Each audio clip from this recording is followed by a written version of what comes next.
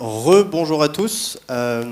Donc effectivement, ce matin, je vous parlais, pour ceux qui étaient déjà là, des actions menées par Dataterra en Nouvelle-Calédonie et au niveau de la région. Aujourd'hui, cet après-midi, je vais faire un focus sur le projet DataNC qu'on mène du coup avec l'écosystème de recherche local. DataNC pour donner pour l'adaptation du territoire anthropocénique en Nouvelle-Calédonie.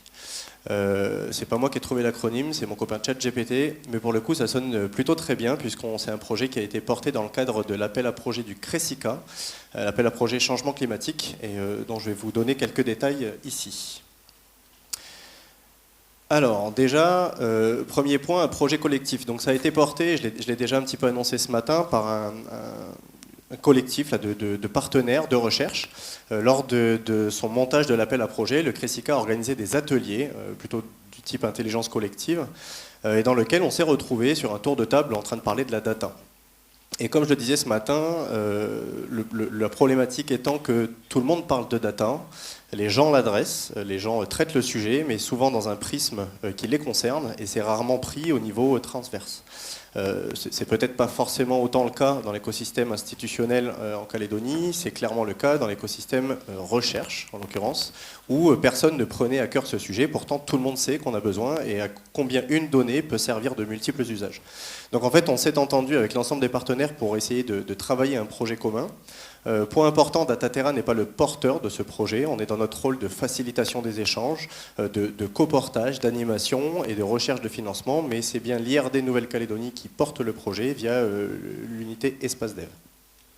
Et donc, comme je l'ai dit, ça a été porté à l'appel à projet du CRESICA, qui fête d'ailleurs ses 10 ans, donc on a monté tous ensemble ce projet DataNC. Alors concrètement, qu'est-ce que c'est? Alors là, c'est un projet scientifique, donc il y aura un peu plus de contenu dans les slides qu'il peut y en avoir dans mes slides habituels. Déjà, l'objectif, la problématique scientifique qui est traitée, donc c'est comment améliorer la mise à disposition, l'interopérabilité et la réutilisation des données scientifiques multisectorielles relatives au climat et à l'environnement en Nouvelle-Calédonie. Ceci afin de favoriser des approches intégrées de la recherche et de l'action face au changement climatique. Je pense que tout est dit dans la phrase, j'aurais pas pu l'expliquer mieux moi que ça n'est dit ici par des chercheurs.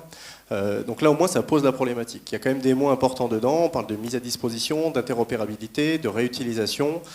Pour ceux à qui ça parle, on va commencer à parler de férisation des données, les données FAIR qu'on va définir un petit peu après.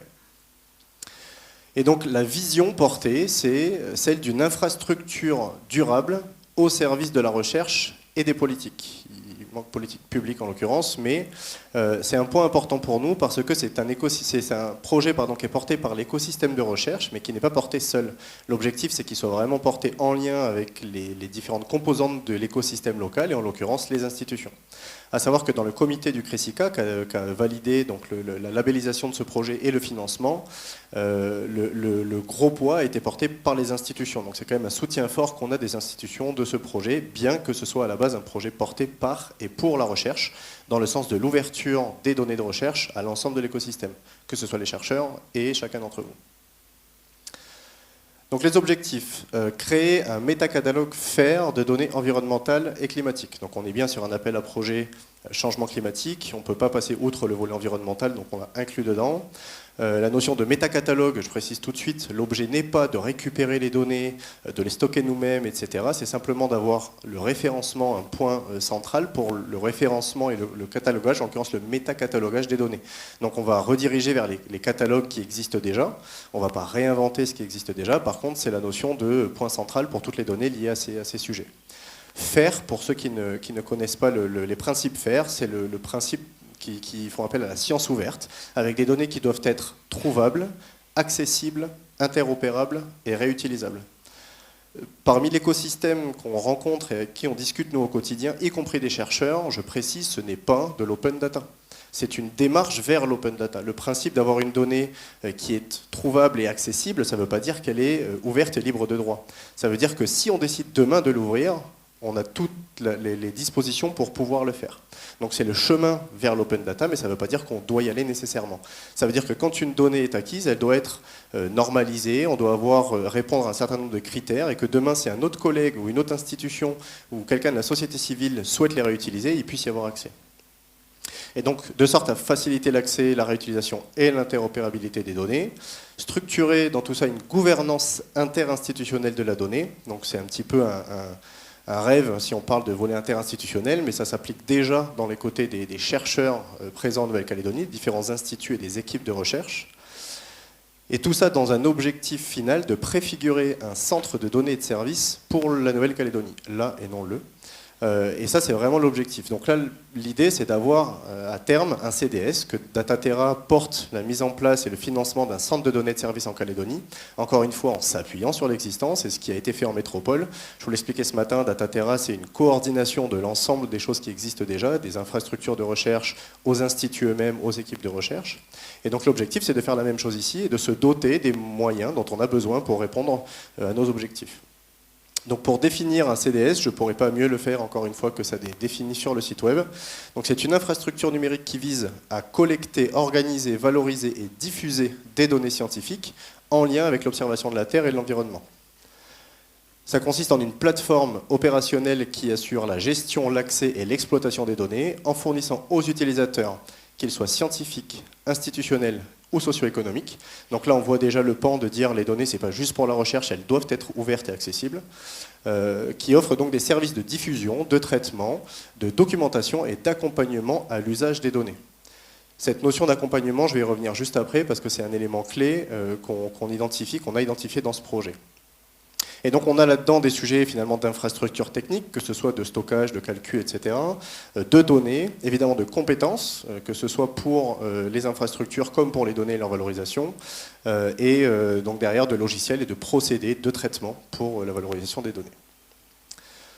Donc les résultats et impacts attendus, un accès facilité à des données fiables pour la recherche de base, mais aussi la prise de décision éclairée de nos institutions, le soutien aux politiques publiques, que ce soit en termes d'adaptation au changement climatique, de santé, de littoral.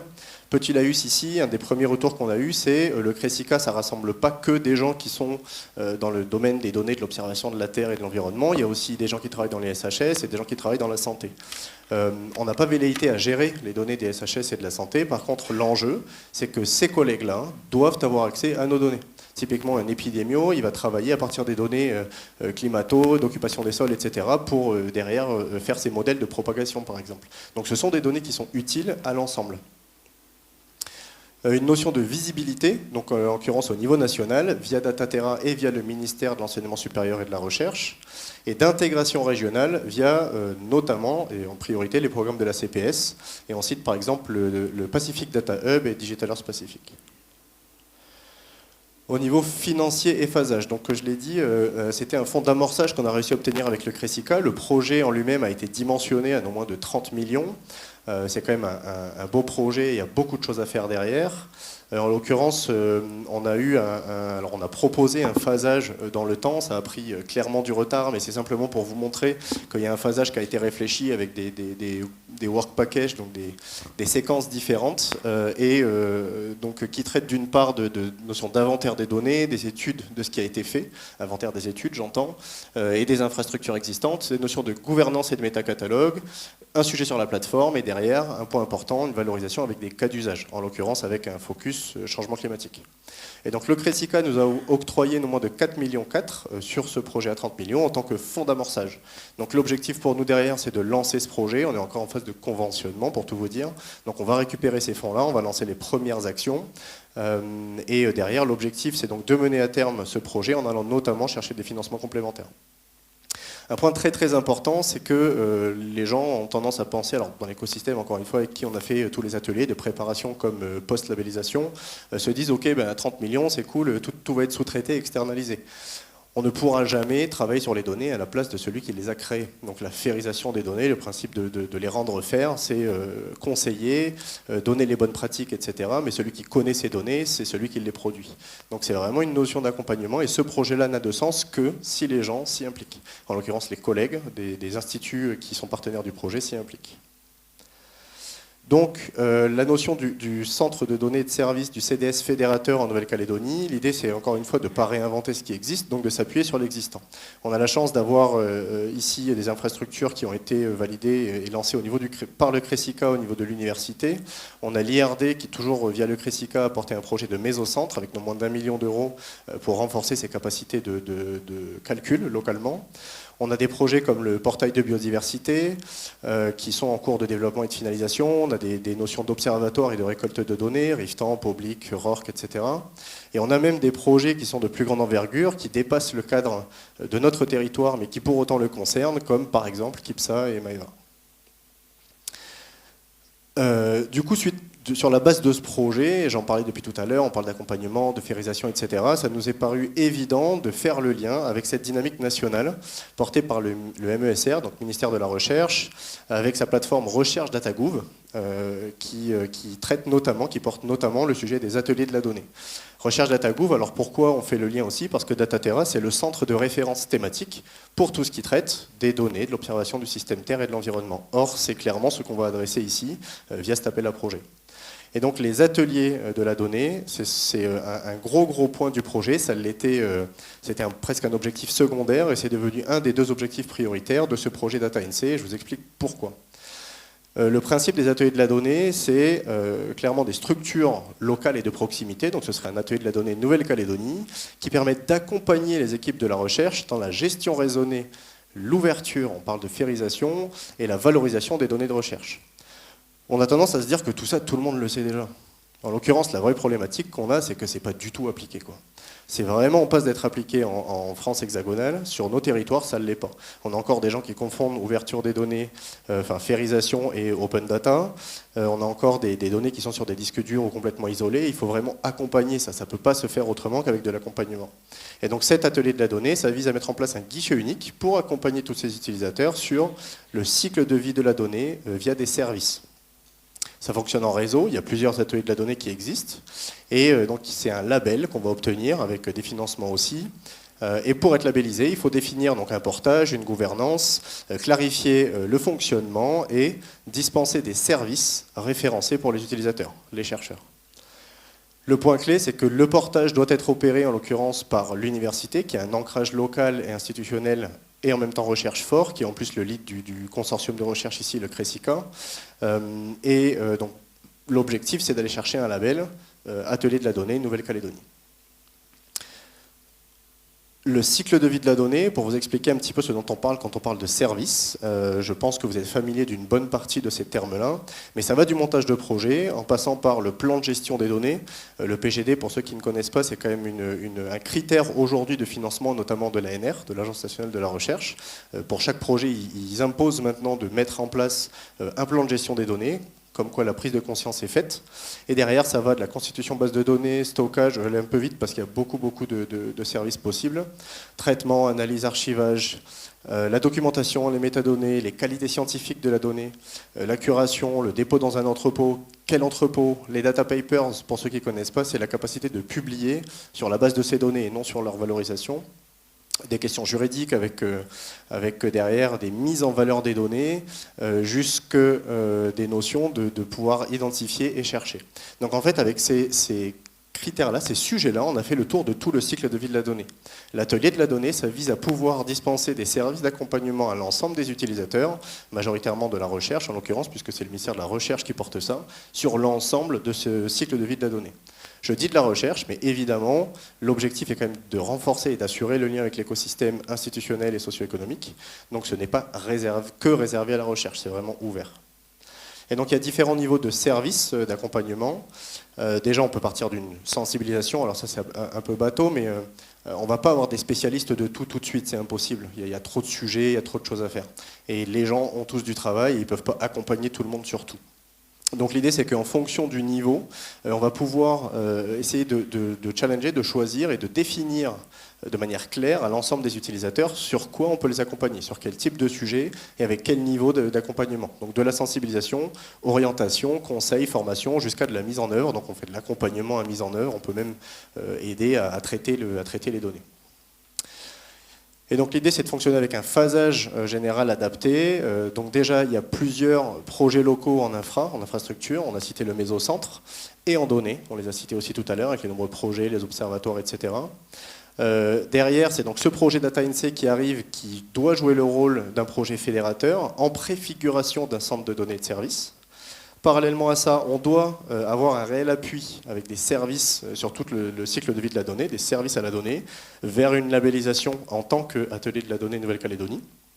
Les deux vont de pair. Et derrière, un lien naturel avec l'écosystème national. Donc via Dataterra MESR, on a parlé. Gaia Data, c'est un gros projet au niveau national, pareil, qui vise à relier les centres de données et de services entre eux. Donc de sorte notamment à avoir plus de services qui existent en métropole déployés sur le territoire et derrière avoir plus de moyens nous-mêmes de déployer nos propres services en fonction de nos contraintes et de nos besoins prioritaires. Et donc en lien avec l'ensemble des pôles de Dataterra, qui rassemblent déjà l'ensemble des instituts et des universités qui sont en lien avec les sujets dont on parle, que ce soit au niveau terrestre, biodive, atmosphère, etc., jusqu'à des notions d'imagerie. 15 minutes 39, j'espère que je n'ai pas été trop long. C'était parfait. Merci à tous. Merci Jean.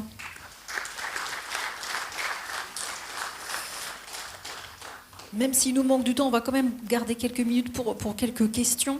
Tu as effectivement été très vite sur ce projet Dataterra, donc qui est assez... DataNC, excuse-moi. Dataterra est juste partie prenante, effectivement. Et c'est un projet en fait assez récent qui finalement s'est développé cette année. Moi, j'ai peut-être une première question, c'est dans ce projet DataNC, qui fait quoi entre, par exemple, Dataterra, l'université, le CRESICA? Alors le CRESICA, déjà en tant que tel, il est bailleur. Après, les membres du CRESICA sont impliqués. On a des implications un peu plus directes ici de l'Université de Nouvelle-Calédonie, de l'IRD, de l'IFREMER. Essentiellement de l'IRD pour l'instant, mais en lien étroit avec l'IFREMER. L'université prend le lead, par exemple, sur l'atelier de la donnée. C'est eux qui vont déposer le projet?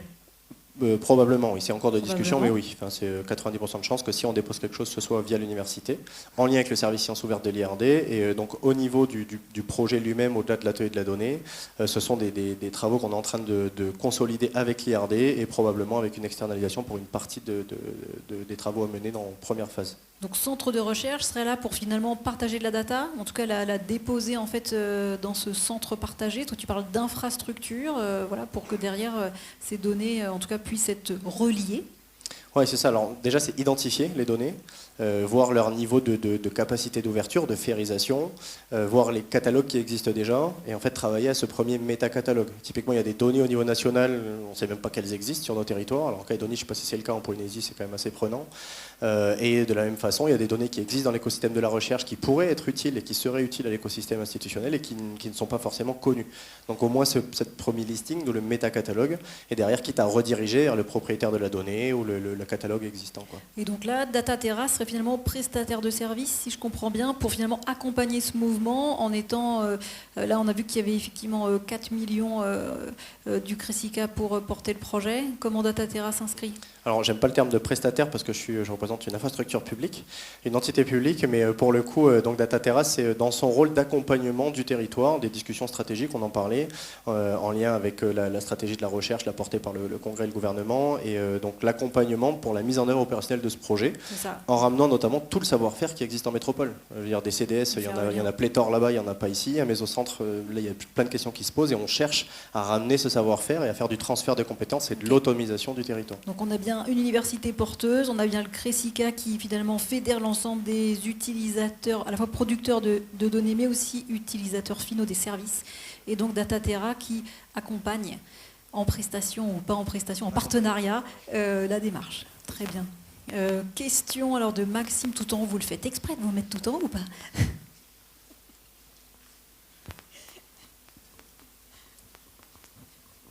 Alors pas trop technique les questions parce que la chef de projet technique n'est pas là. Je préviens tout de suite. C'est pas du tout technique. Moi c'est juste le nom DataNC. Ça me fait peut-être réagir certains, mais il y a DataGouv.nc, tu l'as dit tout à l'heure, c'est pas du tout de l'open data. Il n'y a pas une confusion de messages possible avec ces noms qui sont quand même très très très proches? C'est une bonne question. Je ne l'ai pas réfléchi comme tel, pour être très honnête, parce que c'est un projet recherche. Et on voulait que ce soit très clair sur le fait qu'on va parler de données. Et dans le monde de la recherche, quand tu parles trop de données, ça peut crisper. Donc on voulait être très clair. L'idée, c'était de faire le lien avec le changement climatique. Oui, il peut y avoir de la confusion. Je n'ai pas réfléchi en tant que tel, mais on peut tout à fait changer de nom si nécessaire. Ce n'est pas un vrai problème pour nous. Autre question ? Sachant que ce n'est qu'un projet. Il n'y a rien qui sortira derrière qui s'appellera DataNC. C'est qu'un projet ponctuel.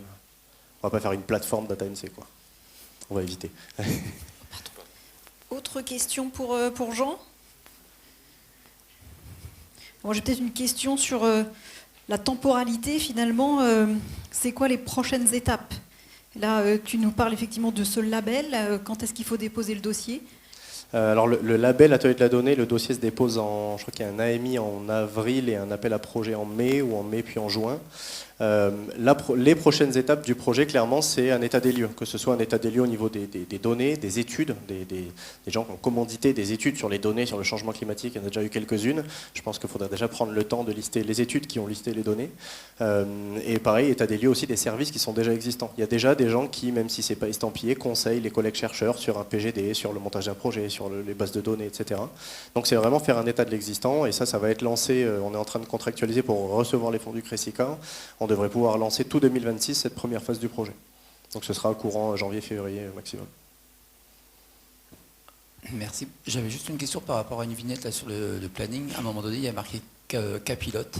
Est-ce qu'on pourrait avoir un exemple de Capilote ? Alors sur le Gantt, c'est ça. Et puis comme j'ai fait des animations, c'est long. Je savais qu'il fallait que je mette en PDF.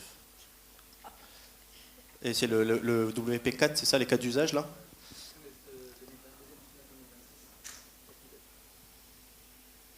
Je suis 2026, deuxième trimestre, ici là. Donc ça, c'est la sélection des cas d'usage avec l'écosystème. Donc en fonction des données qu'on aura sourcées, de ce qui existe, de ce qui est disponible et des services qui sont déployables tout de suite, définir collectivement. Alors tout est fait, encore une fois, en co-construction. Donc pareil, si vous voulez vous impliquer dans ce projet, c'est avec grand plaisir, tout est ouvert. Et c'est la sélection ensemble du projet qui serait, ou des sujets les plus pertinents à traiter pour faire la notion de métacatalogue et de premier service opérationnel centralisé, quoi. Donc c'est pas défini encore. Mais...